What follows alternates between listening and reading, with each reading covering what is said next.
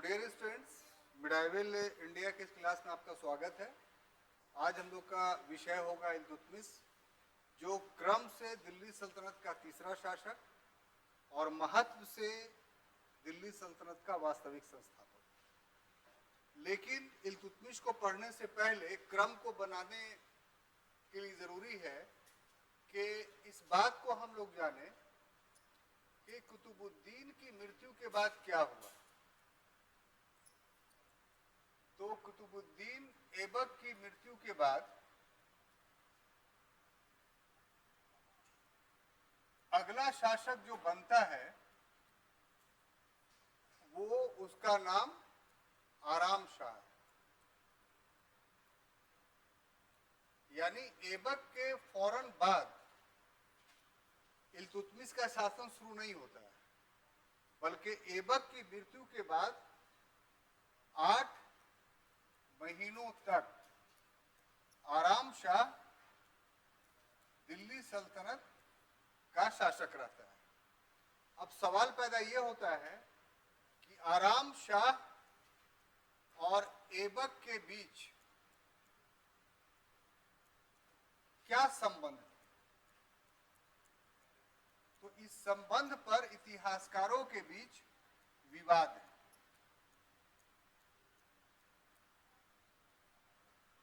और विवाद परीक्षा के दृष्टिकोण से महत्वपूर्ण हो जाता है। विवाद क्या है साहब? तो अबुल फजल कहता है कि आराम शाह ऐबक का भाई था।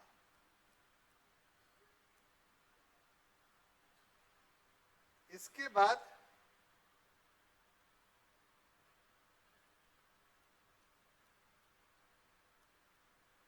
मिनहाजुद्दीन सिराज अपने ग्रंथ तबकात नासिरी में उसके 3 पुत्रियों का वर्णन करता है कि ऐबक की सिर्फ 3 पुत्रियां थी। पूरे तबकात नासिरी में सिर्फ एक स्थान पे, मिनहाज सिर्फ एक स्थान पर ऐबक को अपना पुत्र कहता है। तो ये कहना एक प्यार में भी कहना हो सकता है और दूसरा के भूलवश जुड़ा हुआ शब्द भी हो सकता है। अगर बजाते तौर पे ऐबक का पुत्र होता तो तबकात नासिरी में दिल्ली सल्तनत के सारे शासकों के बारे में विस्तार से लिखा हुआ है। तो ये बात मिनहाज लिखता, लेकिन नहीं लिखा है। उसके बाद एक और है रैबर्टी, ये कहता है कि वो ऐबक का पुत्र था, लेकिन वो भी इसे अपना पुत्र नहीं कहता है, कहता है कि वो उसका दत्तक पुत्र था। दत्तक पुत्र का मतलब गोद लिया हुआ पुत्र, अपना पैदा किया हुआ बेटा नहीं था, बल्कि कोई पुत्र नहीं था तो किसी से गोद ले लिया। तो जो भी हो, ऐबक का पुत्र होना आराम शाह का एक विवादित मामला है। इसलिए एक शब्दों में हम कह सकते हैं कि आराम शाह ऐबक का विवादित पुत्र था, डिस्प्यूटेड सन था। और ये शब्दावली आमतौर पे परीक्षा में पूछा जाता है, तो इसी शब्दावली को इनलार्ज करने के लिए हमने इतनी बातें बताई। अब देखिए आगे जो आपको पढ़ना है वो ये कि आराम शाह को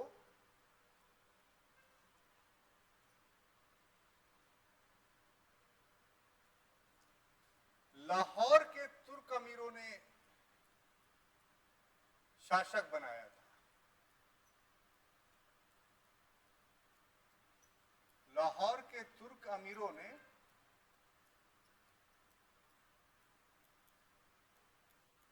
शासक बनाया,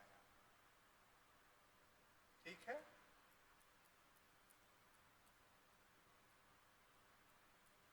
और इसके पीछे 2 कारण था। पहला, राज अंतराल नहीं हो,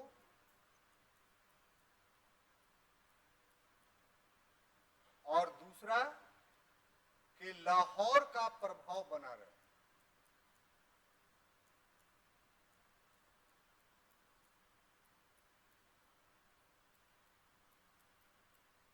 इन दो कारणों से जैसे ही लाहौर, चूंकि लाहौर में ही ऐबक की मृत्यु होती है, तो ऐसी परिस्थिति में लाहौर के अमीरों ने इन दो कारणों से कि राज अंतराल का इंटरवल ऑफ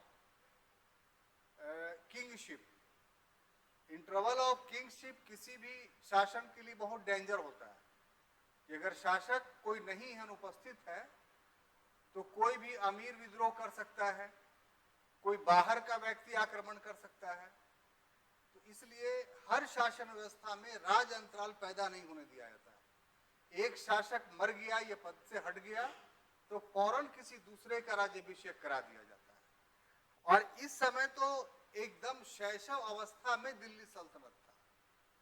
कुतुबुद्दीन ऐबक ने जो शासन स्थापित किया था वो अभी तक अस्थायित्व, स्टेबिलिटी प्राप्त नहीं कर पाया था। जितने क्षेत्रों को जीता था वो क्षेत्र पूर्ण रूप से उसके अधीन नहीं थे। तो ऐसे में ऐबक का अकस्मात सडनली अगर डेथ होता है तो फिर दिल्ली सल्तनत के बिखरने की संभावना ज्यादा थी। और अगर राज अंतराल हो जाता है, गृह युद्ध हो जाता है, तो ऐसे में निश्चित रूप से दिल्ली सल्तनत अपने जन्म लेते ही समाप्त हो जाता है। तो इस भय से कि राज अंतराल नहीं हो, दिल्ली सल्तनत समाप्त हो जाए, लाहौर के तुर्क अमीरों ने जो अपने में से जो ज्यादा उपयुक्त लगा, आराम शाह, उसको उसने राज्याभिषेक करा दिया। और दूसरा उनकी मानसिकता ये भी थी साथ साथ कि उस समय तुर्कों के दो प्रभावशाली केंद्र बन गए थे।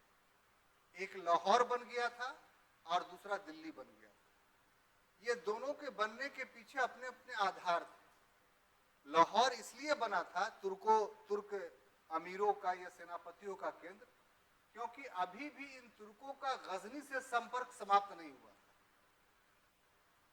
ये अपने आप को गजनी से जोड़ कर ही देखते थे। तो इसलिए गजनी लाहौर से ज्यादा नजदीक होने के कारण लाहौर में तुर्क अमीर ज्यादा जमे हुए थे। और दिल्ली की स्थिति यह थी कि उत्तरी भारत पर दिल्ली से ज्यादा प्रभावी नियंत्रण स्थापित किया जा सकता था, लाहौर से नहीं। तो ऐसे में दिल्ली में भी फौज थी और दिल्ली में भी तुर्क अमीर थे। तो ऐबक के समय में तुर्क अमीर या तुर्क फौज बड़े पैमाना पे दो जगहों पे केंद्रित थी, एक लाहौर में और दूसरा दिल्ली में। और दोनों जगह केंद्रित होने के पीछे, सेंट्रलाइज होने के पीछे कारण हमने आपको बताया जो उपयुक्त था। ऐसे में एक ग्रुप बन जाता है, लाहौर का अलग और दिल्ली का अलग। और जब लाहौर के तुर्क अमीरों ने आराम शाह को गद्दी पर बैठाया, तो ऐसी परिस्थिति में जो दिल्ली के तुर्क अमीर थे, दिल्ली के तुर्क अमीर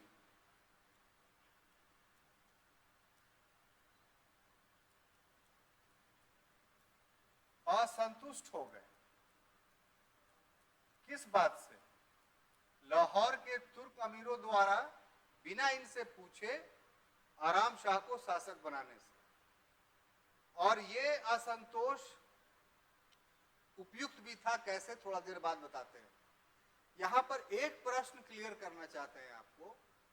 आप बार बार सोचते हो कि शासक में तुर्क अमीरों का क्या रोल था, आखिर तुर्क अमीर क्यों फैसला कर रहे थे? तो इसका जवाब यह है कि कुतुबुद्दीन ऐबक ने जो शासन सत्ता बनाई थी वो निष्कंटक नहीं बनाई थी। उसके दो दावेदार ऑलरेडी थे, एक यल्दौज जो गजनी का शासक था और दूसरा नासिरुद्दीन कुबाचा जो लाहौर और मुल्तान का शासक था। तो ऐसे में दूसरा पक्ष ये था कि ऐबक का कोई पुत्र नहीं था बाज़ाब्ते तौर पे। तो उसके मृत्यु के बाद उसके क्षेत्राधिकार में जो भी क्षेत्र थे, जिसको दिल्ली सल्तनत का नाम दिया जाता है, तो उस क्षेत्र का मालिक कौन होगा और इसका फैसला कौन करेगा? तो गोरी मर चुका है, ऐबक मर चुका है। ताजुद्दीन यल्दौज और नासिरुद्दीन कुबाचा के तुर्क अमीर अलग हैं। लाहौर और दिल्ली के तुर्क अमीर की स्वामी भक्ति यल्दौज और कुबाचा के साथ नहीं है। तो ऐसी परिस्थिति में जो निर्णय लेने वाली सत्ता है वो किसके हाथ में चली जाएगी? तुर्क अमीरों के हाथ में। और तुर्क अमीर भी जो ऐबक के अधीन थे वो दो ग्रुप में बटे हुए थे, एक लाहौर के तुर्क अमीर और दूसरा दिल्ली के तुर्क अमीर। लाहौर के तुर्क अमीर ने जो निर्णय किया उस निर्णय से दिल्ली के तुर्क अमीर असंतुष्ट हो गए कि हमें महत्व नहीं दिया गया। ऐबक ने जिस सत्ता की स्थापना की थी उसका असल केंद्र या सेंटर या मध्य स्थिति जो है, बीच की स्थिति जो है, जहां से संपूर्ण साम्राज्य पर नजर रखी जा सकती है या नियंत्रण किया जा सकता है, वो दिल्ली है। तो हम लोगों को महत्व देना चाहिए, हम लोग से पूछना चाहिए। तो एक तो इस असंतोष के कारण, और इस असंतोष के कारण इन लोगों ने जो फैसला किया, निर्णय किया, वो ये कि इल्तुतमिश को शासक बनाया जाए।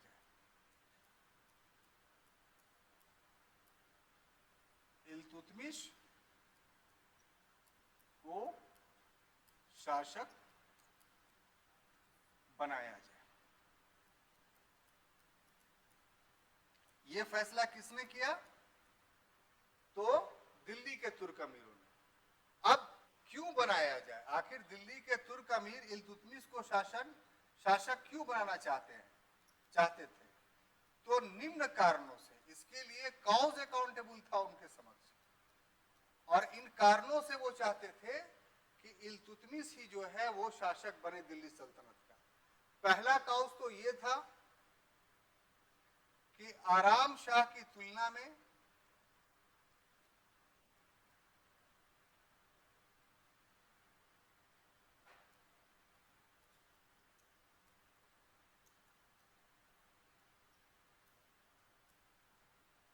इल्तुतमिश ज्यादा योग्य था। इल्तुतमिश अधिक योग्य था, और इसके योग्यता के बहुत सारे प्रमाण हैं। प्रमाण क्या है?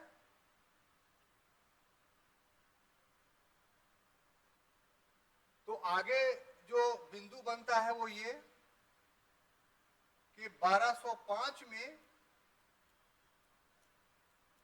खोखर युद्ध में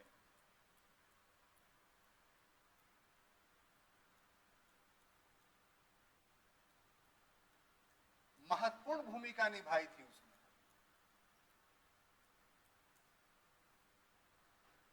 देखिए, खोखर एक्चुअली में एक बहुत खूंखार जाति थी जो पश्चिमी उत्तर भारत में पाई जाती थी, और इनसे जीत पाना काफी मुश्किल था। तो गौरी जो खोखरों को पराजित करने में सफल रहा, इसमें ऐबक के साथ साथ इल्तुतमिश की ज्यादा भूमिका थी। यही वजह है कि इसी समय 1205 में ही अभी तक इल्तुतमिश दास था, आजाद दास्ता से नहीं हुआ था। तो गौरी ने अपने हाथों से इल्तुतमिश को दास्ता से मुक्त किया, और सिर्फ दास्ता से मुक्त ही नहीं किया, इसी समय ऐबक को यह आदेश दिया कि इसके साथ हमेशा अच्छा व्यवहार किया करो।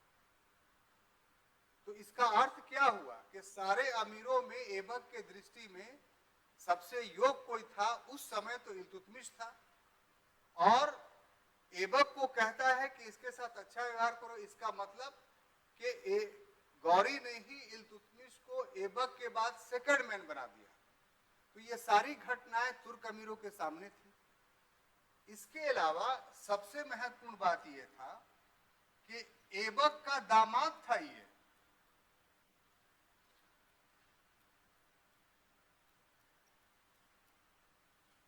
आपको पता है कि ऐबक की 3 पुत्रियां थी। 2 पुत्रियों की शादी उसने एक ही व्यक्ति से की। व्यक्ति कौन था?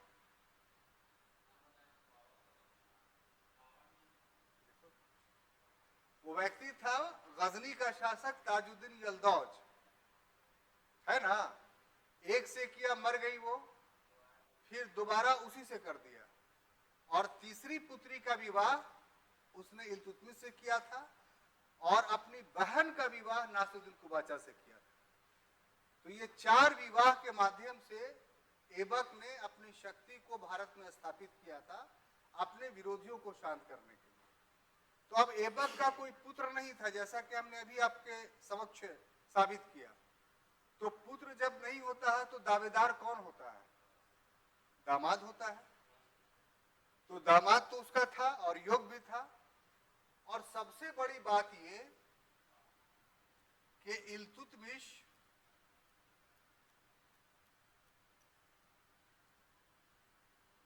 बदायूं का इक्तादार था।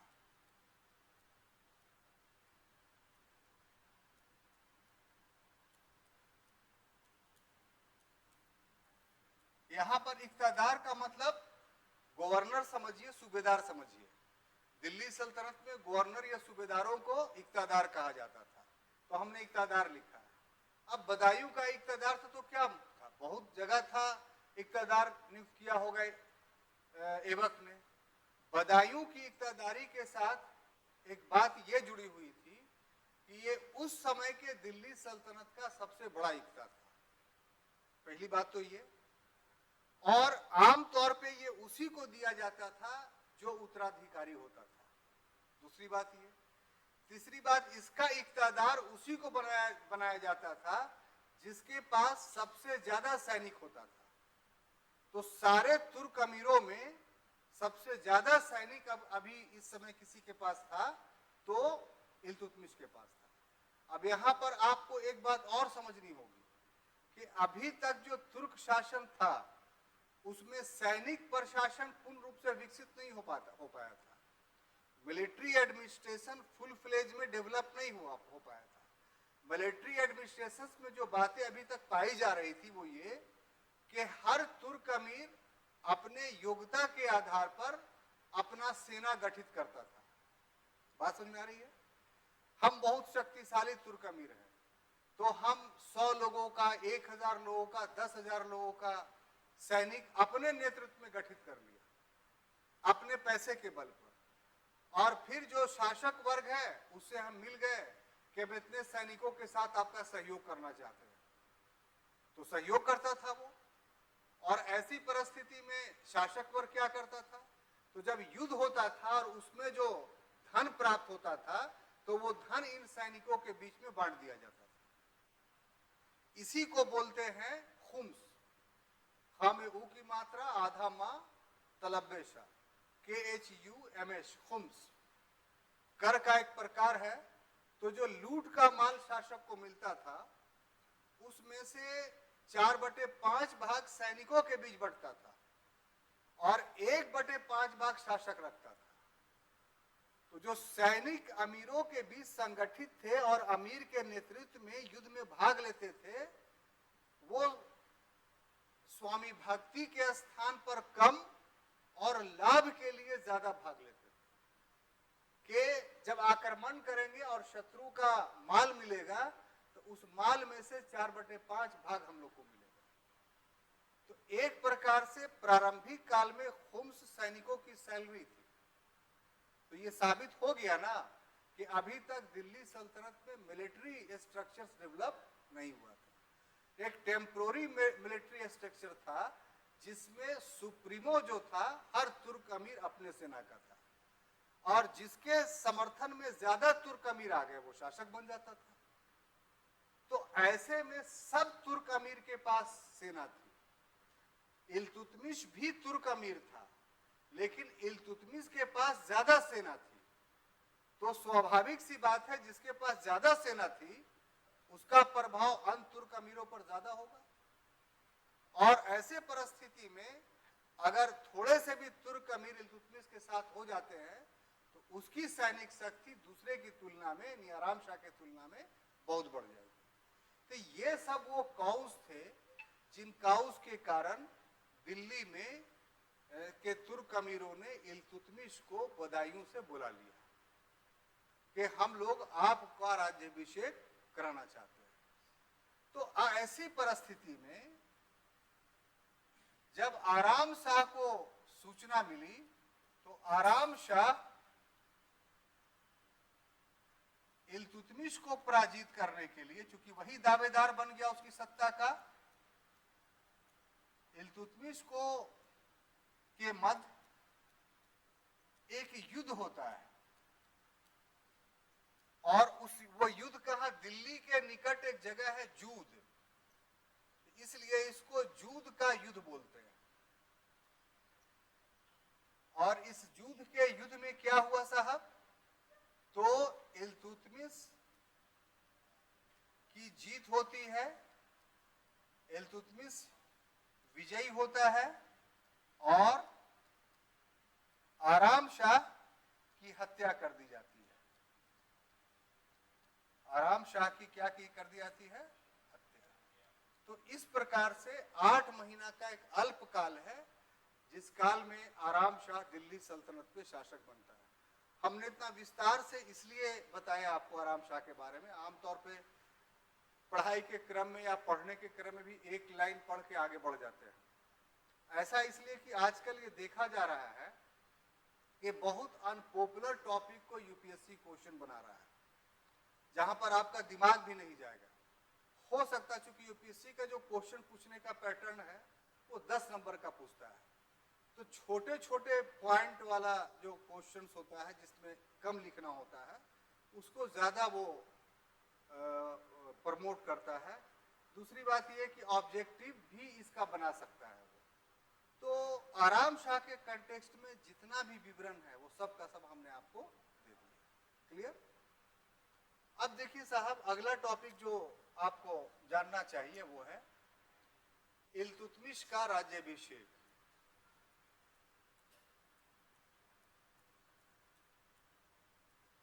इल्तुतमिश का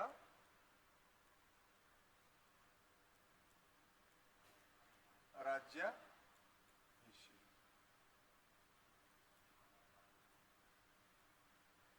तो इल्तुतमिश का राज्याभिषेक दिल्ली में किया गया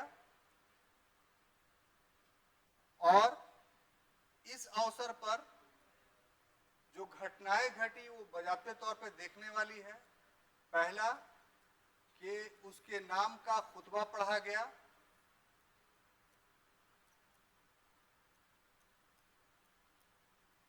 दूसरा उसके नाम के सिक्के जारी किए गए,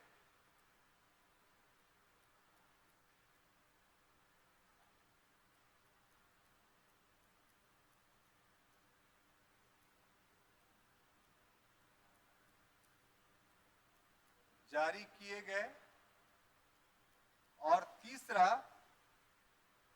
कि उसने सुल्तान की उपाधि धारण की।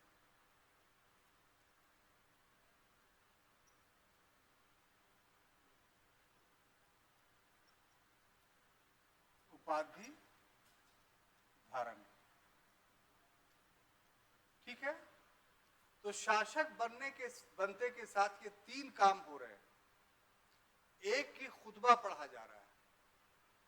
ये खुतबा क्या होता है आप कभी जानते हैं?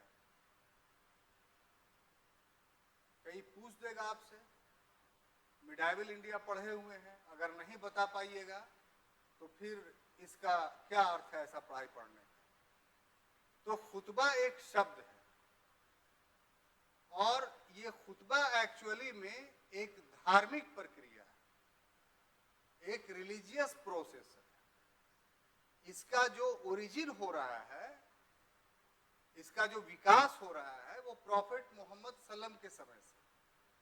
उनका ये पॉलिसीज थी कि हफ्ता में एक बार जो फ्राइडे का दिन होता था उसमें दोपहर की नमाज के समय वो लोगों को के समक्ष भाषण दिया करते थे और वो जो भाषण था वही खुतबा कहलाता था। तो भाषण में होता क्या था कि उन पर समय समय पर एक हफ्ते के अंदर ईश्वरीय आदेश आता रहता था। जिब्राइल या जिब्राइल जो ईसाई लोग कहते हैं, तो एक देवदूत थे, एक एम्बेसडर थे उनके द्वारा उन पर शब्द के माध्यम से, बोली के माध्यम से आदेश आते रहते थे और ये मैसेंजर थे। तो इनका काम था ईश्वरीय आदेश को पहुंचा देना, तो वीकली वो पहुंचा दिया करते थे। और इसमें जो है ईश्वर की विशेषता बताई जाती थी और जो आदेश था उसको सुनाया जाता था। और दूसरा कि सांसारिक समस्या जो उस समय उत्पन्न होती थी या सांसारिकता से संबंधित कोई भी समस्या थी, उन समस्याओं पर भी अपना वो वक्तव्य दिया करते थे। तो एक तरह से खुतबा एक धार्मिक उपदेश था। हमने शुरू क्लास में ही खिलाफत का युग पढ़ाया, इसलिए पढ़ाया जानबूझ के कि बार बार आपको इसका वर्णन आएगा। तो तीनों जो खिलाफत था, यानी खिलाफत राशिदा, खिलाफत उमैया और खिलाफत अब्बासिया, जिसका पीरियड अगर आप माने तो 632 से लेकर करके 1258 ईस्वी तक है, और 1258 से भी पहले 900 तक मानिए इस विचार को जानने के लिए। तो 632 से 900 तक का जो भी खलीफा हुए, उन सभी खलीफाओं ने धार्मिक और राजनीतिक दोनों शक्तियों का प्रयोग किया। लेकिन 900 में क्या चेंजिंग आता है कि खलीफा के पास सिर्फ धार्मिक शक्ति रह जाती है, राजनीतिक शक्ति किसके पास चली जाती है? यही तुर्क शासकों के पास, जो एक तुर्क शासक एस्टैब्लिश कर रहा है यहाँ शासन। तो अब वो खुतबा का क्या हुआ? खुतबा ही असल था वैधानिकता प्रमाणित करने के लिए, धार्मिक और सांसारिक दोनों दृष्टिकोणों से। तो खुतबा तो खलीफा पढ़ रहे थे, खलीफा की का ही एक पावर तुर्कों ने हजम कर लिया, किडनैप कर लिया उसका। तो अपनी सत्ता को वैध बनाने के लिए हर शासक, हर सुल्तान शासक बनने के बाद अपने नाम का खुतबा पढ़वाता था, जिसका अर्थ ये हुआ कि उसको धार्मिक मान्यता मिल गई। तो ये खुतबा का पूरा विवरण है। हम समझते हैं कि आप हमेशा के लिए इस बात को अपने पास रखेंगे एक्सप्लेनेशंस के लिए और समझेंगे। अब आइए यहाँ पर इस टॉपिक को कि यहाँ क्या इंपॉर्टेंस है। तो आपने देखा कि जो पहला शासक था उसके नाम के खुतबे नहीं पढ़े गए, बताया था आपको, ना ही उसने सुल्तान की उपाधि धारण की और ना ही उसके नाम के सिक्के चलाए। क्यों? आखिर ऐबक ने ये तीन काम क्यों नहीं किया? ये भी सवाल आ सकता है आपके सामने, क्या जवाब देंगे आप?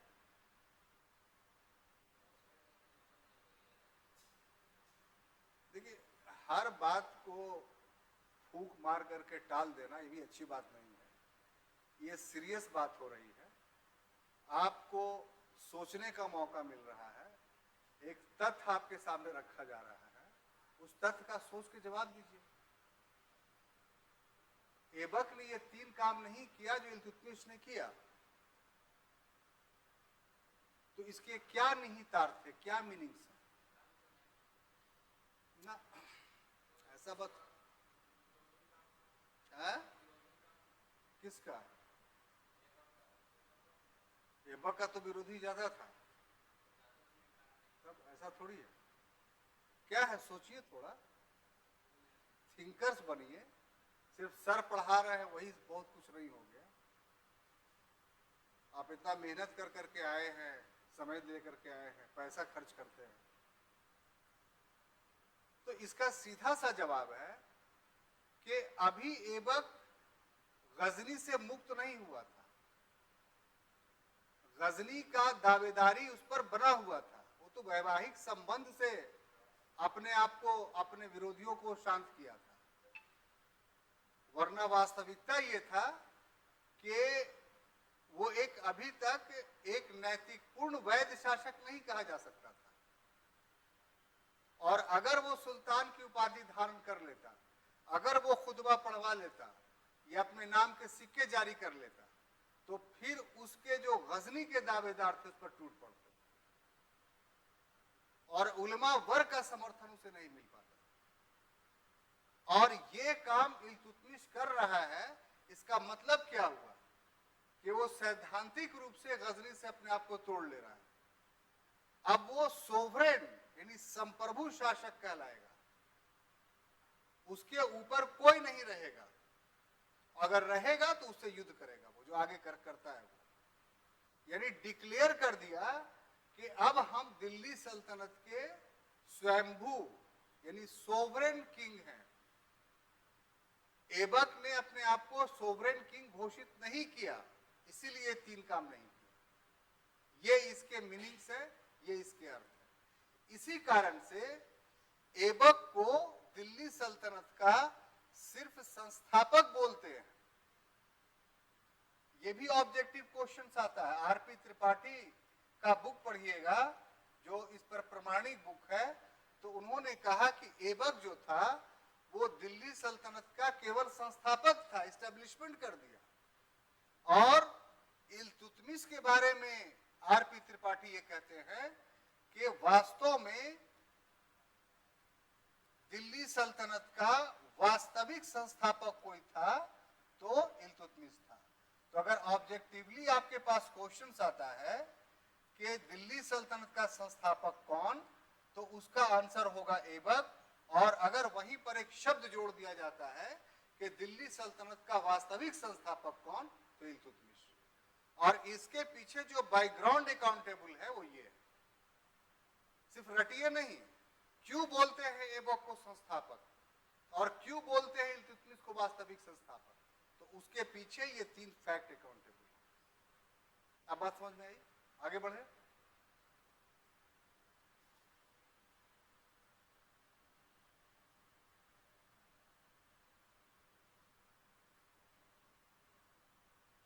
ऊपर कर देना, लिखेंगे।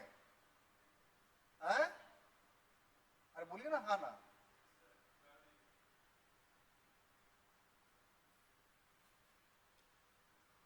अब देखिए अगला टॉपिक जो हम लेते हैं आप लोग के लिए वो है इसका मेन बॉडी, इस टॉपिक का मेन बॉडी। उसके लिए हेडिंग देते हैं इल्तुतमिश की उपलब्धियां। यानी इतना बात जो आप लिखेंगे ना वो इंट्रोडक्शंस में। बात समझ में आई? अभी तक जो पढ़ाए हैं, सॉरी एक चीज और भूल गए, ये तो ऊपरी ऊपरी बात हो गई। अब आगे पढ़ेंगे हम लोग इल्तुतमिश का उदय, कि आखिर कौन था भाई,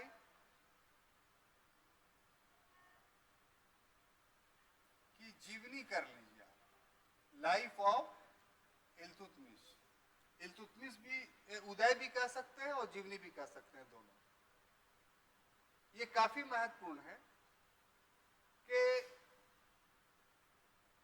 इल्तुतमिश का जो जन्म होता है वो डेट तो नहीं मिलता है, वो इलम खां के घर में। यानी इलम खां कौन है? जिनके पिता हुए। और इलम खां 10,000 सदस्यों के परिवार का मुखिया था।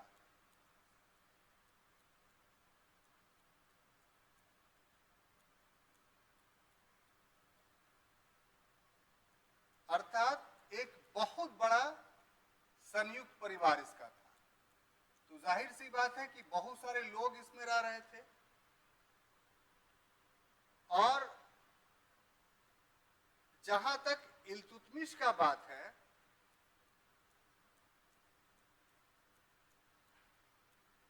तो ये काफी सुंदर था।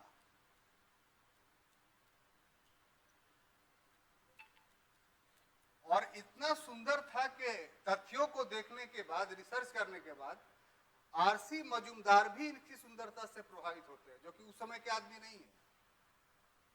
ये 13वीं शताब्दी की बात है, आरसी मजूमदार 20वीं शताब्दी के हैं। तो इस समय जो रिसर्च करके पहुंचते हैं तो वो भी इसकी सुंदरता की काफी तारीफ करते हैं। और जो इल्तुतमिश की जो ये सुंदरता थी,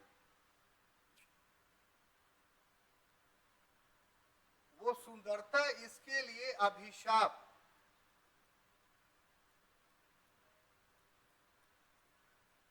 प्लस वरदान दोनों बन गया।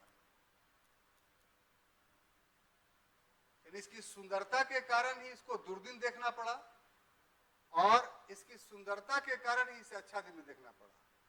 वो कैसे? तो इसके सुंदरता के कारण ही इसके चचेरे भाइयों ने, यानी चचा के बेटे ने, चचेरे एवं मौसेरे भाइयों ने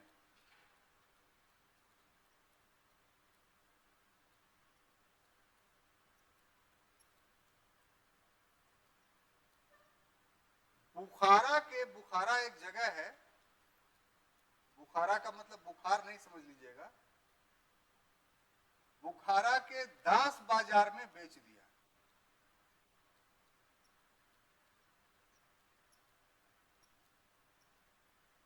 मिनहाजुद्दीन सिराज अपने ग्रंथ तबकाते नासिरी में कहता है कि इलम खां को इस बात का डर था कि इल्तुतमिश की सुंदरता से इसके चचेरे और मौसेरे भाई जलते हैं, इसलिए इसके साथ कोई भी दुर्घटना घट सकती है। इसलिए इल्तुतमिश को सख्त हिदायत थी कि वो घर से ना निकले। जैसे लड़कियों को घर में बंद रखा जाता है, उसी ढंग से इलम खां अपने बेटे को घर में बंद रखता था, सिर्फ इसलिए कि उसके चचेरे और मौसेरे भाई उसके साथ कोई गलत घटना को अंजाम ना दे। लेकिन बच्चा एक दूसरे से घुला मिला रहता है, तो इसको घुड़दौड़ दिखलाने का लालच दिया इल्तुतमिश को उसके भाइयों ने, और वो घर से निकल गया घुड़दौड़ देखने के लिए। और वास्तविक उद्देश्य क्या था कि घुड़दौड़ वगैरह नहीं दिखलाना था, इसको दास बाजार में ला करके बेच देना था। और उस समय कोई भी मार्केट होता था, सभी मार्केट में दास बिकते थे। दास का ट्रेड बहुत बड़ा था, वैश्विक था। तो वहां बेच दिया, और खरीदने वाला जो दास व्यापारी था उसका नाम था जमालुद्दीन चुस्तकबा। जमालुद्दीन चुस्तकबा। सीखिए, नहीं बोलने आएगा तो जवाब थोड़ी होगा। नहीं बोलने आएगा सर, तो इसमें तो आप इसीलिए आए हैं ना कि बोलने आए। वास्तविक बात यह है अभी के समय में कि पढ़ा लिखा हुआ आदमी को बोलना नहीं आता है। ये किस बात का प्रमाण है? कि वो पढ़ा नहीं है। पढ़ा हुआ आदमी, पढ़ा लिखा आदमी को ही बोलना आना चाहिए, क्योंकि हर सब्जेक्ट को पढ़ा है, समझा है, और किसी भी फैक्ट्स को बहुत अच्छे से एक्सप्लेन कर सकता है। तो आपका ये प्रैक्टिस पीरियड चल रहा है पढ़ाई का, तो इसमें नए नए शब्द आएंगे, नई नई समस्याएं आएंगी, तो आप सीखने के लिए आए हैं। तो चुस्तकबा आपको नहीं अगर आ रहा है तो आपको प्रैक्टिस कीजिए, हम यही कहेंगे। अब देखिए साहब, जमालुद्दीन चुस्तकबा क्या करता है, इसको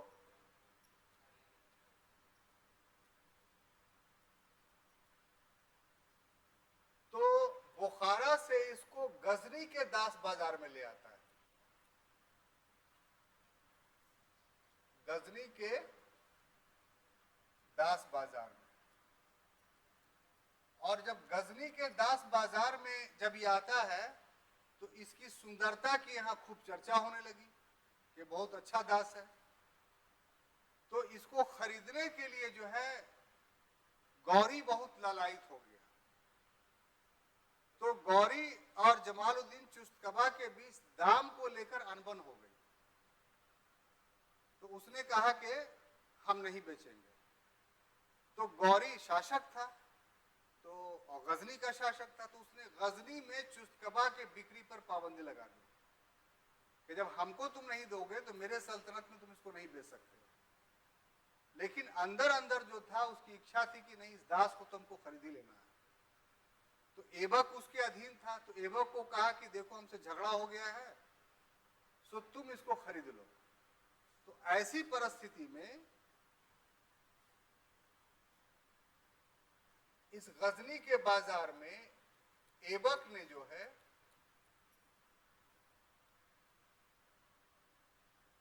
1000 दिरहम में 2 दास खरीदे।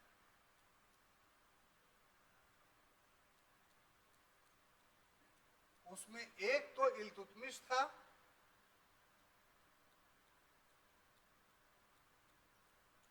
और दूसरा जो दास था उसका नाम तमगाज रूमी था।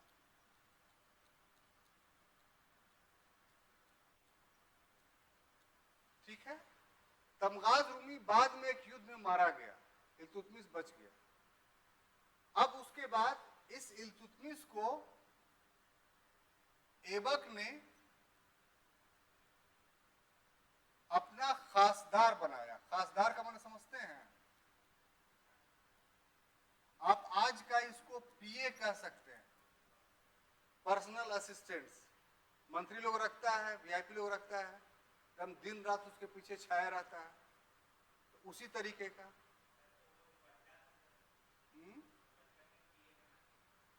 नहीं, बच्चा नहीं था, ऐसा थोड़ी था।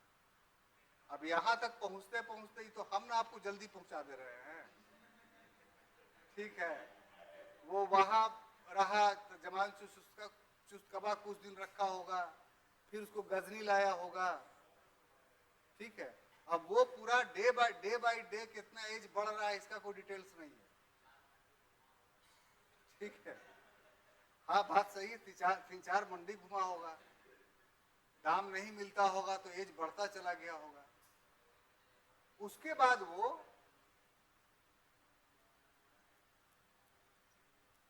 ग्वालियर का इक्तादार बना ऐबक के पीरियड में। ठीक है, उसके बाद 1205 में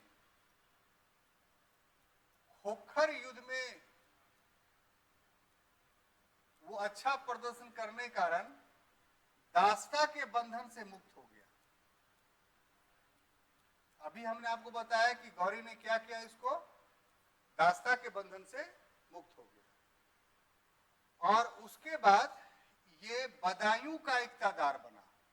ये सबसे ऊंचा पोस्ट पाया वो, जो ऐबक ने उसको बनाया था अपने शासनकाल में। और 1211 में जो पूर्व में अभी घटना हमने बताया कैसे कैसे वो सुल्तान बना, तो 1211 में वो सुल्तान बनने में सफल रहा। तो इस प्रकार से पूरी घटना है, यानी इल्तुतमिश का जो जीवनी है वो मैंने आपको बताया। ये सेकंड पैराग्राफ में जाएगा। जो इसके पहले वाला विवरण है वो फर्स्ट पैराग्राफ में जाएगा। जो ये वाला विवरण है जीवनी, उसको सेकंड पैराग्राफ में आप दे सकते हैं, हेडिंग दे करके। ये विदाउट हेडिंग, ये अपने तरफ से आपको लिखना होगा। ये हुआ एक प्रकार का इल्तुतमिश के बारे में इंट्रोडक्टरी बातें, इंट्रोडक्शन। अब आए उसकी उपलब्धि और अचीवमेंट पे कि आखिर सुल्तान बनने के बाद, शासक बनने के बाद वो करता क्या है। ठीक है, मिटाए, टाइम लेंगे, हो गया। अरे लिखो यार, समय दे रहे हैं, काहे ऐसे कर रहे हैं? नहीं लिखिए, ये कोई बात हुआ, हम जब दे रहे हैं तब आप।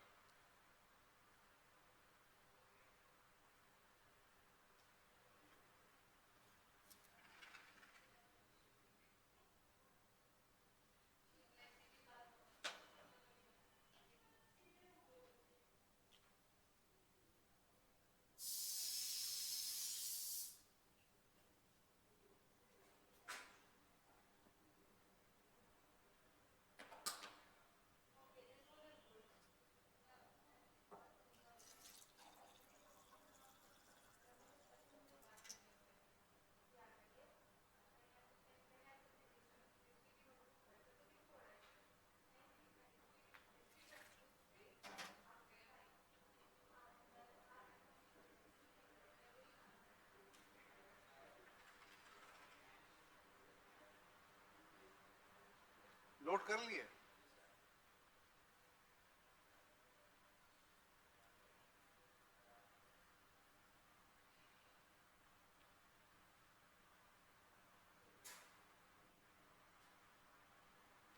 अब देखिए बारी बारी से हम लोग देखेंगे कि उसका अचीवमेंट, इल्तुतमिश की उपलब्धियां यानी अचीवमेंट ऑफ इल्तुतमिश।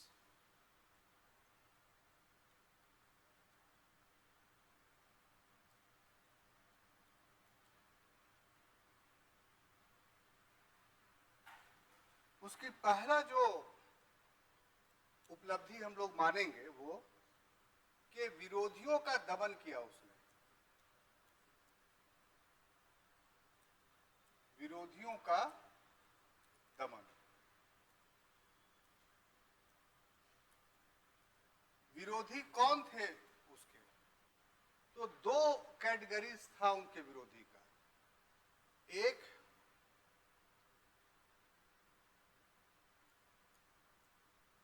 मुइज्जी सरदार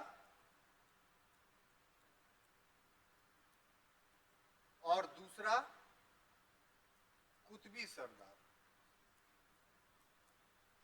कुतबी सरदार, ये मुइज्जी और कुतबी सरदार कौन थे? तो देखिए भीड़ बहुत रहती है ना शासन व्यवस्था में, तो हर कोई दल या ग्रुप बना लेता है, किसी न किसी से ज्यादा घनिष्ठता होती है। तो जब गौरी जिंदा था तो उसके घनिष्ठता वाले लोग भी थे जिसका गौरी से डायरेक्ट लिंक था। तो ऐसे तुर्क सरदार जो थे, जो गौरी के समय के थे और गौरी के प्रति स्वामी भक्त थे, तो उन्हीं को मुइज्जी सरदार बोलते थे, यानी गौरी के समर्थक। मुइज्जी इसलिए कहा गया इन सरदारों को क्योंकि उसका नाम मोइजुद्दीन मोहम्मद गौरी था। तो इस कारण से उसके मानने वालों को, उसके फॉलोअर्स को मुइज्जी सरदार कहा गया। और कुतबी सरदार कौन? तो जो कुतुबुद्दीन ऐबक के समर्थक थे। ठीक है। अब स्वाभाविक सी बात है कि इन लोग का समर्थक थे, ये इन लोग के फॉलोअर्स थे, तो इल्तुतमिश पर अपना प्रभाव जमाएंगे कि हम तुमसे बड़े हैं, देखो तुम तो बाद में आए, 1205 में दास्ता से मुक्त हुए, हम लोग तो बहुत पहले से चले आ रहे हैं। तो एक सीनियरिटी जूनियरिटी का मामला जो था यहाँ था। और इल्तुतमिश एक एम्बिशियस सुल्तान था, एक महत्वाकांक्षी सुल्तान था। वो किसी के अधीन या प्रभाव में रहना नहीं चाहता था। तो ऐसे में इन लोगों के विरोध का हमेशा उनको सामना करना पड़ता। तो इनके विरोधों का इल्तुतमिश ने क्या किया? दमन किया। इल्तुतमिश ने दमन किया। अब दमन कैसे किया? तो दमन दो तरीके से किया। एक तरीका तो ये था कि सेना से किया, और दूसरा तरीका ये था कि पद से हटा दिया, यानी पद मुक्त करके किया। यानी अगर तू तड़ाप किया, लड़ाई झगड़ा पर उतर आए, तो उस पर सैनिक कार्रवाई की गई। इसके पास सेना विशाल था, इन लोग के पास इंडिविजुअल कितना, तो कोई 100 कोई 1000 के सैनिक के मालिक होंगे। तो उसको सेना भेज करके क्या किया गया? उसको दबा दिया गया। और फिर ये सभी न सभी किसी पद पर थे, कोई कहीं का इक्तदार था, कोई सेंट्रल गवर्नमेंट में पद पर था, कोई स्टेट गवर्नमेंट में पद पर था। तो इन सबों को पद मुक्त कर दिया। तो इस प्रकार से इनका दमन करने के बाद उसने एक नवीन दल बनाया, नवीन दल बनाया। और इस दल को कहा जाता है तुर्काने चिहलगानी। तुर्काने चिहलगानी या चरगान भी कहते हैं इसको। और इसका एक और नाम है या चालीसा दल।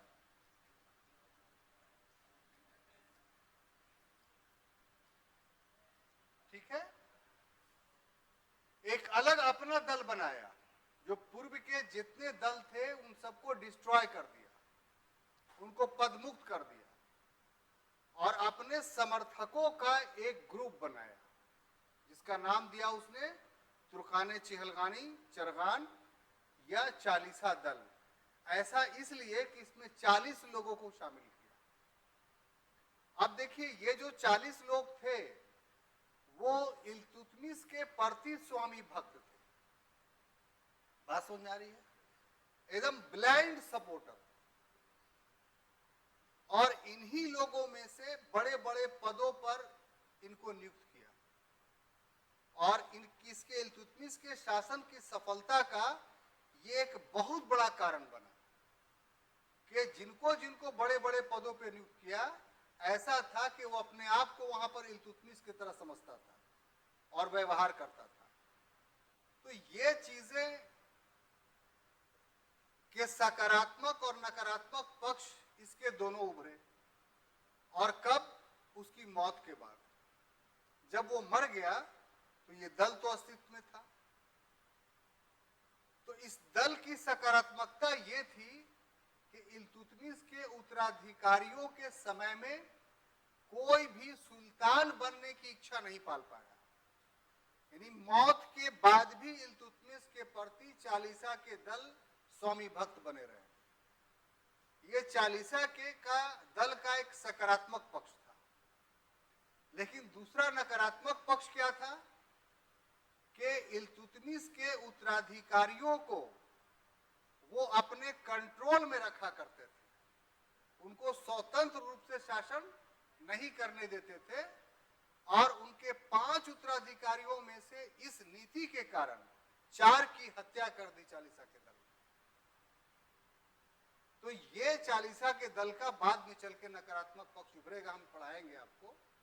और इस दल को अंत में बलबन, जो खुद चालीसा दल का सदस्य था, जब वो सुल्तान बना तो इस दल के नकारात्मकता को देखते हुए इस दल को डिस्ट्रॉय कर दिया। तो चालीसा दल ये तुर्काने चिहलगानी हो सकता है कि आपको एक एज ए क्वेश्चंस के रूप में दे और वो उसके उत्तराधिकारियों के समय में वो ज्यादा महत्वपूर्ण हो जाते हैं। तो ये उसकी फर्स्ट अचीवमेंट मानी जाती है कि अपने विरोधियों का उसने दमन किया और तुर्काने चिहलगानी की स्थापना की। क्लियर? उसके बाद दूसरा जो उसकी उपलब्धि है उसको हम लोग यल्दौज का दमन, यल्दौज का दमन, ठीक है। आप जानते हैं कि ताजुद्दीन यल्दौज कौन था?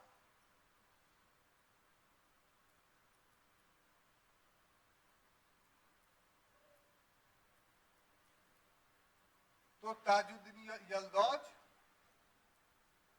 गजनी का शासक था और आप पूर्व से ही परिचित है इस बात के लिए कि गौरी के जो 3 बड़े स्टॉलवर्ट थे, जो उसके सारे साम्राज्य के दावेदार होते या हो सकते थे, उन तीनों में यल्दौज सबसे उम्र में बड़ा था। साथ ही साथ वो हेडक्वार्टर का शासक था।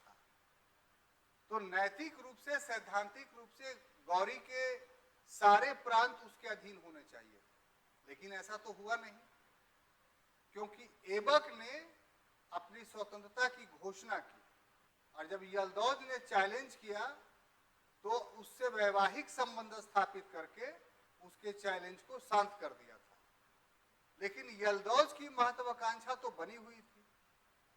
तो जब तक कुतुबुद्दीन ऐबक जीवित रहा और वो उसका ससुर रहा, ये भी विडंबना की बात है कि ससुर ज्यादा उम्र का होता है और दामाद कम उम्र का होता है। यहाँ ससुरे कम उम्र के हैं, दामादे ज्यादा उम्र का है। नहीं नजर आ रहा आपको?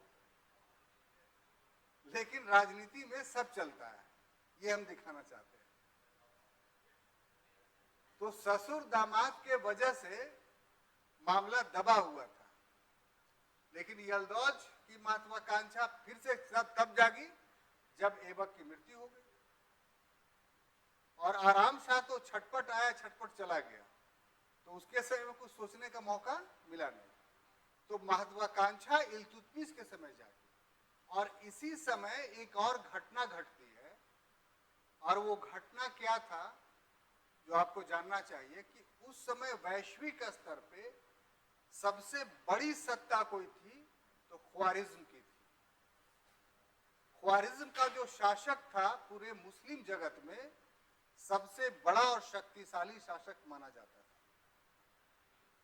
लेकिन इस समय हो ये रहा था कि एक मंगोल उत्पन्न हो गया था चंगेज खां के नाम से, और ये विश्व का अभिशाप माना जाता था। चंगेज खां एक ऐसा खूंखार और लड़ाकू व्यक्ति था कि उसके जीवन को आप पढ़िएगा तो बड़ा ताजुब कीजिएगा। आप एनसीईआरटी के 12th क्लास के किताब में है, आपको पढ़ना चाहिए। हाँ, पूरा डिटेल सर। समकालीन विश्व करके है, यायावर जाति चैप्टर नंबर 2। तो उससे आपको पता चलेगा कि इसका विकास चंगेज खां का बड़ा अजब ढंग से हुआ। हम उतने डिटेल्स में नहीं जाना, थोड़ा सा बात बताना चाहते हैं कि उसके एक दिन का जो भोजन था, एक कम से कम 10, 12 या 16 किलो का बकरा रहता था। वो पूरा बकरा अकेले खाता था, और रोटी कितना खाता होगा सोच लीजिए। यानी वो बन गया, रोटी बन रहा है, नान, और तोड़ तोड़ के खा रहा है।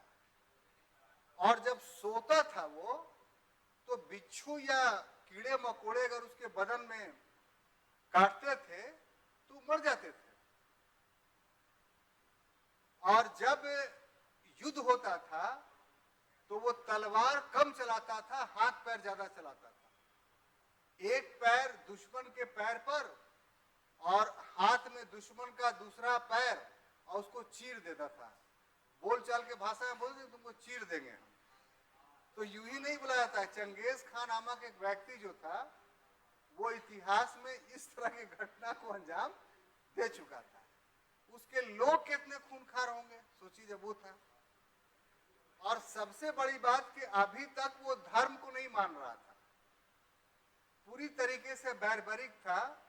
और वो उसके बेटे और पोतों ने पूरे इस्लामी साम्राज्य को तहस नहस कर दिया। 1258 में खिलाफत अब्बासिया को इस धरती से नेस्तनाबूद कर दिया।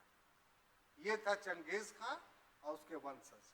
हम इसलिए बता रहे हैं कि उसकी घटना अभी शुरू हो रही है कि ख्वारिज्म जो बहुत बड़ी सल्तनत थी, उसके बादशाह को, उसके सल्तनत को खत्म कर दिया, बादशाह को मार दिया। और उसके डर से ये जो ताजुद्दीन यल्दौस था, ये भाग करके कहां आ गया? पंजाब। और पंजाब पर इसने अधिकार कर लिया। चंगेज खां के आक्रमण से इतना डरा हुआ था यल्दौज कि एक तो उसकी महत्वाकांक्षा थी ही, ये समझिए आप। क्या महत्वाकांक्षा? कि हम दिल्ली के शासक हैं, क्योंकि हम गजनी के शासक हैं और गौरी का ही साम्राज्य दिल्ली में, इसलिए वो लोग जो है वो सत्ता हड़पे हुए हैं। होता ना प्रॉपर्टी का झगड़ा, तो वो था यह मामला। और प्लस दूसरा घटना ये घट गई कि चंगेज खां आ गया, तो अब उसका ओन सल्तनत खतरे में पड़ गया। तो उसने पंजाब पर आके अधिकार कर लिया। और जब ये अधिकार किया तो ये खतरा हो गया किसके लिए? इल्तुतमिश के लिए, कि ये तो मेरे क्षेत्र पर अधिकार कर लिया। अब ऐसी परिस्थिति में इल्तुतमिश और इन दोनों के बीच एक युद्ध होता है जिसको तराइन का युद्ध बोलते हैं। तराइन का युद्ध। देखिए, तराइन का 2 युद्ध आप पहले पढ़ चुके हैं। किस कॉन्टेक्स्ट में? गोरी और पृथ्वीराज चौहान तृतीय के कॉन्टेक्स्ट में, जो 1191 और 1192 ईस्वी में हो रहा है। यह हुआ एक तराइन के प्रथम युद्ध में गोरी पराजित होता है बुरी तरीके से, लेकिन दूसरे तराइन के युद्ध में गौरी विजित होता है, और ये तराइन का युद्ध है तो इसको आप तीसरा युद्ध कह सकते हैं। एक या दो एग्जाम में हम देखा है कि तीसरे युद्ध के नाम से इसको जाना गया है, बाकी पुस्तकों में ऐसा नहीं मिलता है तीसरा युद्ध। तो हम आपको सिर्फ स्मरण करा देना चाहते हैं, रिमेंबर करा देना चाहते हैं कि आप इस युद्ध को तीसरा युद्ध कह सकते हैं। इस युद्ध में क्या हुआ, तो इल्तुतमिश विजित होता है,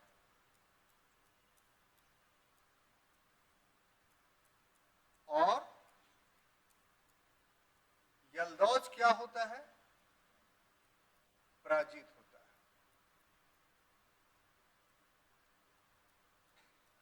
अब पराजित हुआ तो थोड़ा उम्र का लिहाज किया इल्तुतमिश ने, फौरन नहीं मारा। उसके बाद इस पराजय के बाद इसे हांसी में कैद कर लिया जाता है। हांसी पंजाबी में है, आज भी है वो। और कैद के बाद थोड़ा दिन के बाद आंख मार दिया जाता है, इसको सल्टा दो, तो वो क्या उसके लोग इसकी हत्या कर देते हैं। इस तरीके से ताजुद्दीन यल्दौज का दमन होता है। क्लियर? अब देखिए एक और बच गया है उसका, कौन याद करके बताइए तो। एक और बहुत बड़ा कंपटीटर बचा हुआ है, कौन बचा हुआ है? बोली थक गए हैं लगता है आप लोग। Very good, Nasiruddin Qabacha. तो आप तेज तो है ही, खाली इस्तेमाल नहीं करते हैं अपने आप को। अगर आप थोड़ा सा ध्यान दे दें अपने आप को, तो गया में आपके अच्छा से अच्छा स्टूडेंट कोई नहीं होगा। और एग्जाम तो जो एग्जाम चाहिएगा डंके की चोट पर निकालिएगा। मतलब ये मेरा प्रेडिक्शन है, किसी दूसरे का नहीं है। और जिस पर हम उंगली उठा दिए वो हो गया, इतना आप मान लीजिए। थोड़ा ध्यान दीजिए अपना, थोड़ा किताब खरीदिए, थोड़ा पढ़िए उड़िए, है ना। थोड़ा टेबल पर बैठिए, थोड़ा खिड़की से झांकना बंद कीजिए। ठीक, टेबल ही पर आंख गड़ाए रहिए। सही पकड़े ना? वो बोल रहा है कि सर भी उस रास्ता से गुजर चुके हैं, एक से एक है वो बोल रहा है। अब चलिए तीसरा, तो नासिरुद्दीन कुबाचा का दमन।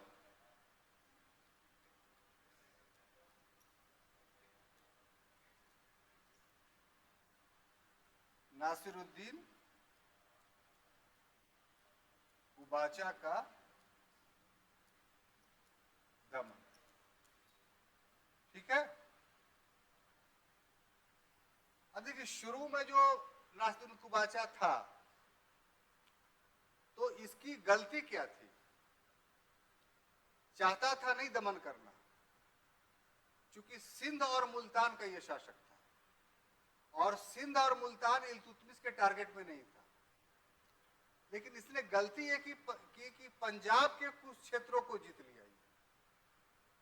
तो पंजाब तो डायरेक्टली इल्तुतमिश के अधिकार क्षेत्र में था, और दावा किया किसका, कि यल्दौज के मरने के बाद, यानी गिरफ्तार होने मरने के बाद, कि हम दिल्ली सल्तनत के शासक हैं। अब ऐसे में प्रारंभ में इल्तुतमिश नौजात दिल्ली सल्तनत को ज्यादा युद्ध में झोंकना नहीं चाहता था, इसलिए शुरू में समझाया कि तुम अपने क्षेत्र में शासन करो, हम अपने क्षेत्र में करते हैं, और वो समझ भी गया। लेकिन 1207 तक आते आते वो दिल्ली पर अधिकार करने के दावा को फिर से बोलने लगा। तो ऐसी परिस्थिति में 1217 ईस्वी में उसके साथ एक संघर्ष होता है,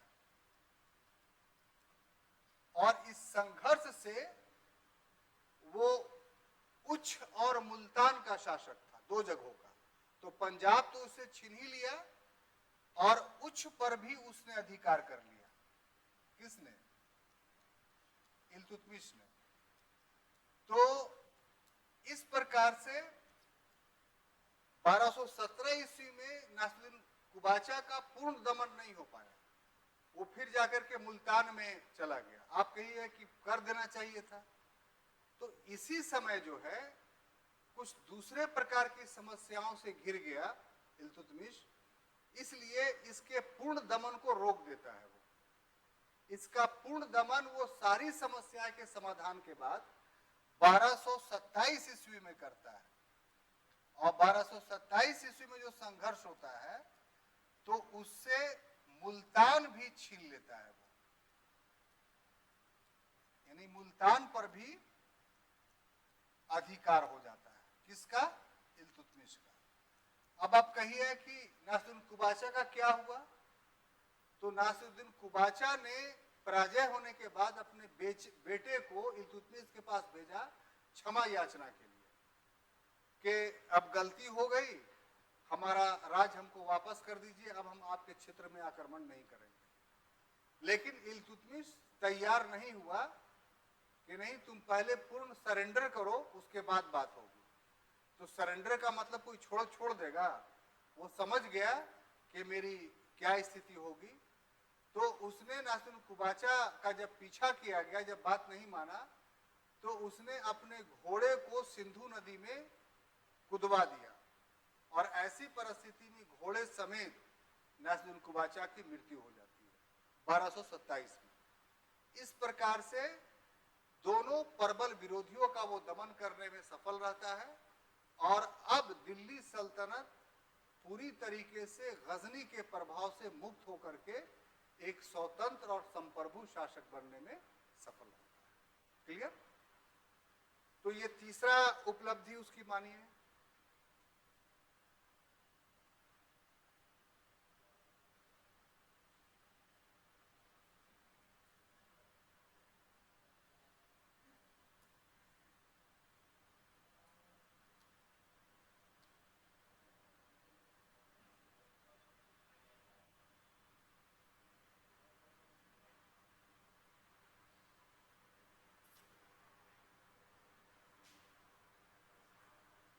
अब देखिए, चौथा जो पॉइंट है इल्तुतमिश की उपलब्धियां में, वो था चंगेज खां का आक्रमण। चंगेज खां का आक्रमण एक बात इतिहास में बहुत ध्यान देने योग्य। आमतौर पे लोग पढ़ते या पढ़ाते हैं तो ये बात नहीं बोलते हैं। हम थोड़ा नई बात बताना चाहते हैं। अभी भी जैसे चंगेज खां के बारे में बताया, तो चंगेज खां और उसके वंशज मुसलमान नहीं थे और इसके द्वारा जो इस्लामी साम्राज्य था, जो 3 कॉन्टिनेंट में फैला हुआ था, यानी एशिया, अफ्रीका और यूरोप, इन सारे जगहों से इस्लामी साम्राज्य को खत्म कर दिया। एक भी शासक नहीं बचा था। और ऐसी परिस्थिति में अगर दिल्ली सल्तनत पर भी आक्रमण हो जाता चंगेज खां का, तो फिर भारत में मुसलमानों का शासन स्थापित ही नहीं होता। जैसे मध्य एशिया में मुसलमानों का शासन पूरी तरीके से चंगेज खां ने खत्म कर दिया था, अगर चंगेज खां का आक्रमण भारत पर हो जाता तो फिर भारत पर भी इस्लामी शासन स्थापित नहीं हो पाता, मुसलमानों का शासन स्थापित नहीं हो पाता। तो एक तरीके से यहां पर यह साबित होता है कि दिल्ली सल्तनत का एस्टैब्लिशमेंट के द्वारा भारत के द्वारा इस्लाम को बचाया गया, क्योंकि सारी दुनिया से चंगेज खां ने मुसलमानों का ये इस्लामी शासन का सफाया कर दिया था। तो इस ओर लोग ध्यान नहीं देते हैं कि कितनी बड़ी घटना ये थी, और इसको संपन्न करने वाला व्यक्ति जो था वो इल्तुतमिश था। अगर उससे थोड़ा सा भी गलती हो जाती तो उसी समय सारी चीजों का समापन हो जाता। कोई भी भारत को छोड़ करके कोई भी ऐसा क्षेत्र नहीं बचा था जहां मंगोल का शासन नहीं था। इसीलिए उस किताब को पढ़िए कि कितना भयंकर शासन था। पूरे रूस पर कब्जा कर चुका था वो लोग। हाँ, गैकातू खां रूस का बहुत बड़ा विजेता था। वो चेचन्या सुनते हैं, चेचन्या रूस का किनारे एक छोटा सा देश अपने आप को बोलता है, लेकिन रूस बोलता है कि नहीं मेरा ही पार्ट है। तो इतना छोटा सा पार्ट है और रूस को दहलाए रखता है। वो लास्ट में रूस ने सरेंडर कर दिया उसके सामने। तो ये चेचन्या लोग कौन है? ये यही गैकातू खां के वंशज है, जो बाद में चल के ये लोग मुसलमान बना था। शुरू में ये लोग नहीं था। तो जो ओरिजिनल नस्ल अगर मंगोलों का कहीं बचा हुआ है, बाकी तो सब घुल मिल गया, सबसे शादी कर लिया तो प्यूरिटी बची नहीं, लेकिन अभी भी मंगोलों का जो खूंखार रूप का नस्ल बचा हुआ है, जो ओरिजिनलिटी है, वो चेचन्या में, जिसको आप देख सकते हैं अभी भी। और वर्ल्ड वाइड वो एक आज भी एक युद्धक जाति है। कभी जो है रूस लड़ने के लिए भेजता है वहां, कभी अमेरिका भेजता है, वो सब हायर किए जाते हैं लड़ाई के लिए आज भी। तो खैर हम लोग अपने टॉपिक पर आए। चंगेज खान ने क्या किया? तो इसने ख्वारिज्म पर आक्रमण किया। ख्वारिज्म अभी भी बता चुके हैं कि बहुत बड़ी सल्तनत थी, है ना। और ख्वारिज्म पर जब आक्रमण किया चंगेज खान ने, तो इसके राजा को मार दिया, राजा की हत्या कर दी और पूरा ख्वारिज्म को लूट लिया। लेकिन इसका जो पुत्र था, राजा का पुत्र, जिसका नाम था जलालुद्दीन मंगबर्नी, जलालुद्दीन मंगबर्नी,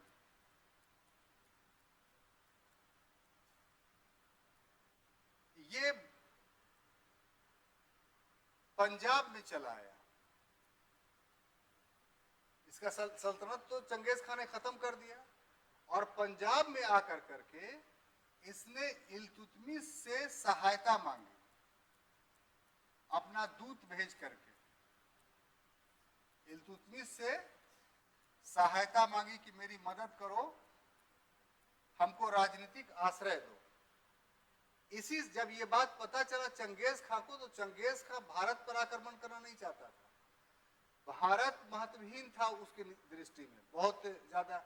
उसका असल फोकस मुसलमान लोग थे, जहां जहां इस्लामी हुकूमत था वो, इसलिए कि वो मानता था कि यही पूरे वर्ल्ड पर शासन कर रहा है, और ये बात सच भी थी।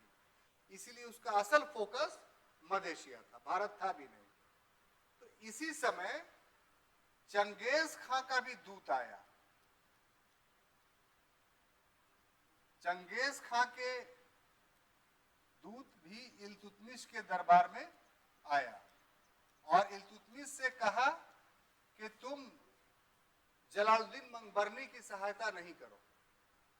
अब देखिए, उसके पास दो महान शक्ति थी, एक पूर्व की महान शक्ति और एक वर्तमान की महान शक्ति, और दोनों को वो नाखुश नहीं करना चाहता था। तो उसने क्या किया? इस समस्या के समाधान के लिए कूटनीतिक प्रयास किए। इसके लिए एक शब्द है, कूटनीतिक प्रयास, डिप्लोमेटिक एफर्ट्स लगाया उसने। और कूटनीतिक प्रयास क्या किया उसने कि जो जलालुद्दीन मंगबर्नी का दूत था, जिसका नाम था रजी उद्दीन हसन सगानी, उसको बोला, भाई देखिए हम तो देना चाहते हैं आपको राजनीतिक आश्रय, लेकिन आप लोग जिस क्लाइमेट के हैं वो ठंडा इलाका है और भारत एक गर्म इलाका है। सहायता देने का मतलब कि आप 2 साल 4 साल 5 साल रहेंगे, तो हमको सैनिक सहायता देने में, अपनी भूमि देने में कोई दिक्कत नहीं है। लेकिन यदि आप यहां रहेंगे तो आपकी पूरी सेना मर जाएगी। जब सेना ही आपके पास नहीं रहेगी तो फिर आप चंगेज खां से लड़ेंगे कैसे? और इतना दिन रहने के बाद, 1-2 महीने रहने के बाद, जलालुद्दीन मंगबर्नी को इस बात का एहसास हो गया था कि ये गर्म जगह है और यहाँ हम बहुत दिनों तक नहीं रह सकते हैं, और यही बात इल्तुतमिश कह रहा है। तो दोनों बात मिल गया, तो वो ये समझ गया कि ये हमसे कूटनीतिकता नहीं कर रहा है, बल्कि सही बात बता रहा है। और ऐसी परिस्थिति में ये चला गया। ये घटना कब है? तो 1220 की। तो 1220 में नासिरुद्दीन कुबाचा अभी जीवित है, अभी मरा नहीं, 27 में बताया है आपको। तो अभी मुल्तान में उसका शासन है, तो ये चला गया मुल्तान, और मुल्तान गया तो कुबाचा के शक्ति को कम कर दिया इसने, यानी उसके क्षेत्रों को लूट लिया। तो इस तरीके से इल्तुतमिश ने जो कूटनीतिकता अपनाई, उस कूटनीतिकता से जो है वो चंगेज खां के आक्रमण से भी बच गया, और दूसरा कि उसका सबसे प्रबल विरोधी नासिरुद्दीन कुबाचा की शक्ति को भी कम करवाने में वो सफल रहा, बिना कोई खर्चा के। तो इस तरीके से चंगेज खां के आक्रमण का इल्तुतमिश ने बड़ी कूटनीतिकता के साथ सामना किया। ठीक है, अब आइए एक दूसरा टॉपिक जो उसकी उपलब्धि में शामिल होगा, वो है क्या हुआ, चाय छू? तो टाइम हो गया, तो इसको दूसरा क्लास में लेंगे। ये तो आप पहले से तय है टॉपिक, कोई पहला क्लास तो कम समय में खत्म हो गया। टॉपिक है तो आप पहले बुलाएं कि कोई भी टॉपिक होगा उसमें घड़ी मत देखिएगा। इसको हम एक टॉपिक कम से कम एक क्लास में खत्म करेंगे, ताकि पूरी बात आपको समझ में आए। हाँ, बासी नहीं छोड़ना है। पांचवा है बंगाल विजय। देखिए, बंगाल दिल्ली सल्तनत के लिए हमेशा टेंशन में रहा। तो ऐबक के समय में अली मर्दान यहाँ का शासक था, और उसके बाद उसकी जब मृत्यु हुई तो हिसामुद्दीन इवाज यहाँ का, माने इल्तुतमिश के समय में जो बंगाल का शासक था, उसका नाम क्या था? हिसामुद्दीन इवाज।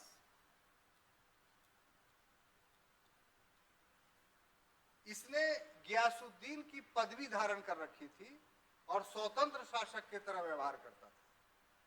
इल्तुतमिश खुद गया तो एवाज ने सरेंडर कर दिया कि हम आपके अधीन हैं। कौन बोलता है कि हम स्वतंत्र हैं? और पैसा वैसा दे करके लौटा दिया इल्तुतमिश को। लेकिन जैसे ही इल्तुतमिश लौटा तो फिर से अपनी स्वतंत्रता की घोषणा कर दी। तब इल्तुतमिश ने अपने पुत्र, जिसका नाम था नासिरुद्दीन महमूद,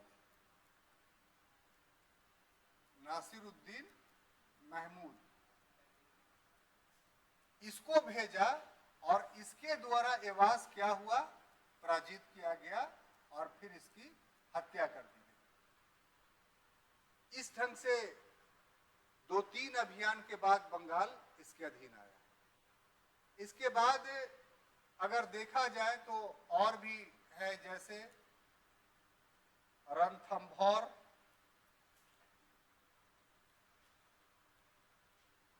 को उसने 1226 ईस्वी में जीता। 7वां में मंडौर को उसने 1227 ईस्वी में जीता। 8वें पॉइंट में एक बहुत बड़ी घटना घटती है उसके साथ, उसकी उपलब्धि है, और वो है कि बगदाद के खलीफा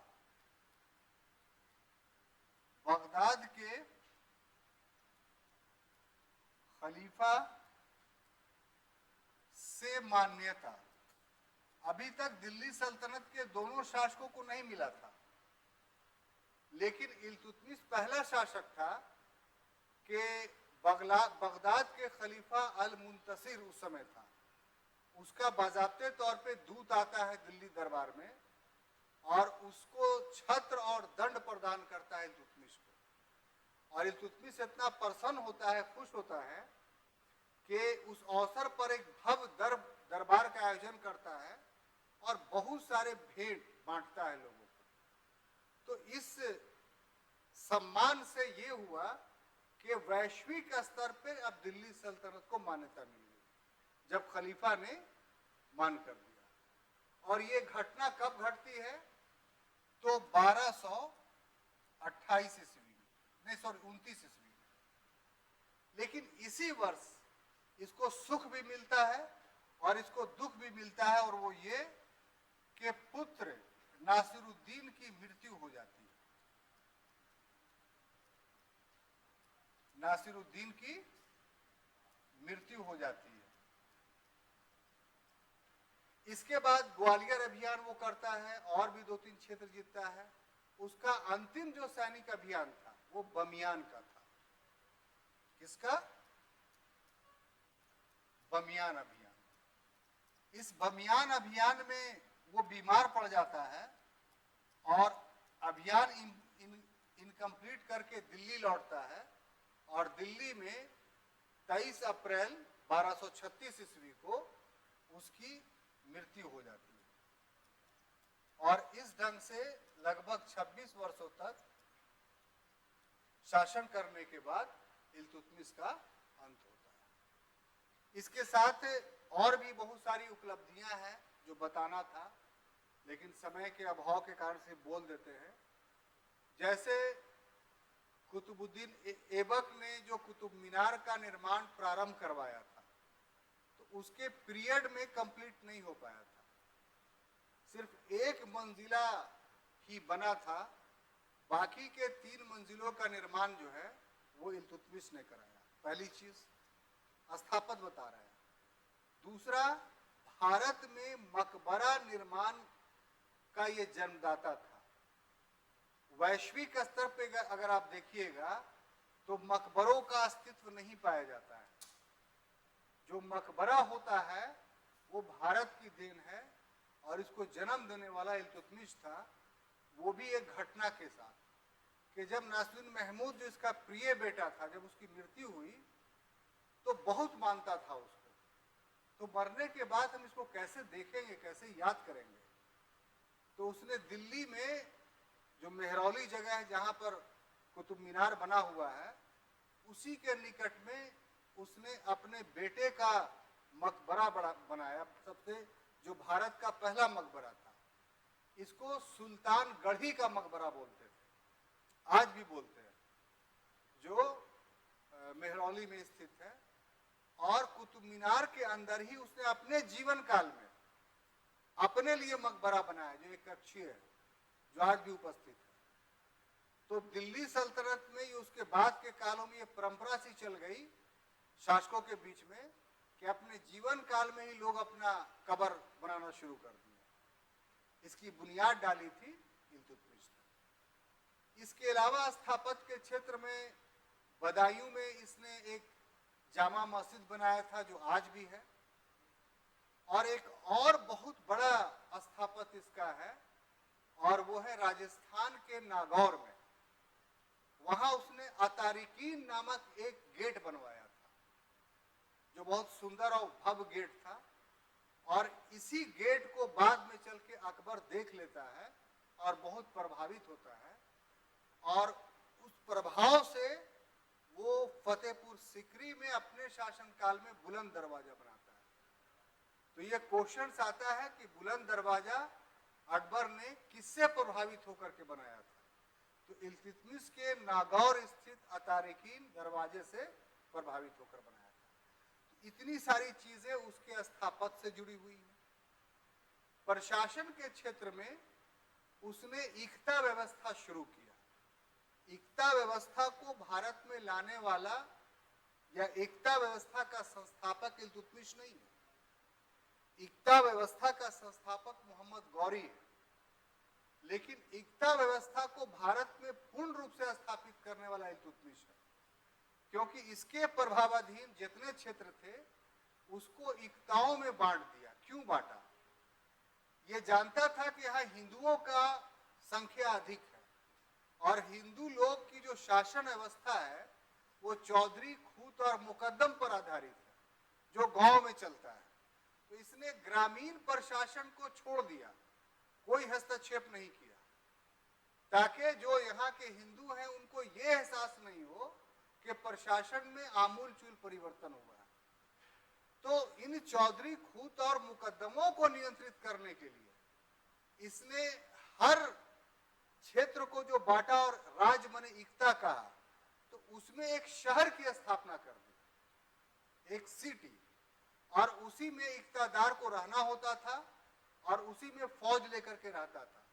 तो उस फौज से चौधरी खूत मुकद्दम डरता था और जनता से टैक्स कलेक्ट कर करके उस इक्तादार को पहुंचा देता था।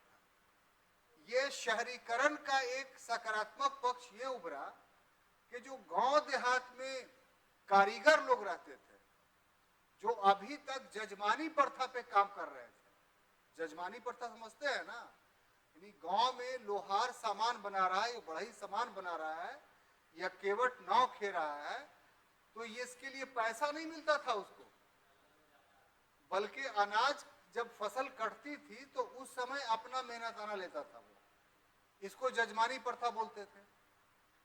दिल्ली सल्तनत के एस्टैब्लिश होने से जो शहरीकरण हुआ उसका एक पक्ष ये भी है कि इनको भी सामान की जरूरत थी, तो गांव के लोग जो कारीगर थे इनके शहरों में आकर के बसने लगे और उसके बदले में उनको गल्ला नहीं बल्कि पैसा मिलने लगा।